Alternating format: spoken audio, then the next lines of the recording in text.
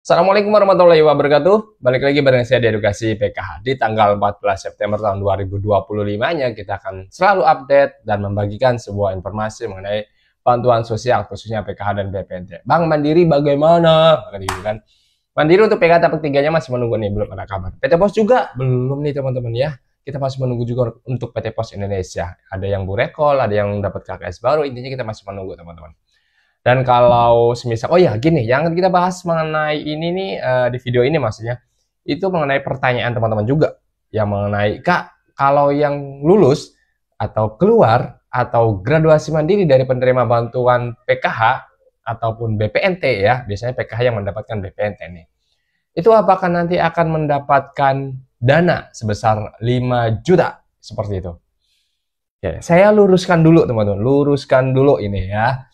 Oke, maksudnya mungkin itu teman-temannya yang dimaksud itu adalah program pemberdayaan sosial. Nah, maksudnya itu adalah program PPSE, program pemberdayaan sosial ekonomi. Tentunya PPSE ini nggak sembarangan kasih 5 juta aja. Nggak sembarangan kayak gitu langsung, nih kamu lulus, keluar, kasih 5 juta. Nggak kayak gitu prosesnya. Jadi harus ada pengusulan dulu, harus ada syaratnya dulu. Tentunya syaratnya itu dikhususkan untuk penerima bantuan sosial. Ya, diutamakan umurnya yang di bawah 40 tahun. Diutamakan juga yang mempunyai usaha, diutamakan juga yang mempunyai skill seperti itu. Namanya kan PPSE, Program Pemberdayaan Sosial Ekonomi. Jadi enggak enggak glontor ataupun enggak langsung ketika teman-teman mengundurkan diri graduasi langsung dikasih 5 juta, enggak kayak gitu teman-teman ya. Dan itu ada syaratnya seperti itu. Kalau misalkan teman-teman graduasi mandiri, tidak mempunyai usaha atau tidak mempunyai skill tapi karena kondisi sosial ekonominya sudah meningkat ya maka tidak perlu yang namanya PPSE. Seperti itu kan karena sudah mandiri. Karena sudah sejahtera, karena tingkat kesejahteraan sosialnya sudah berubah.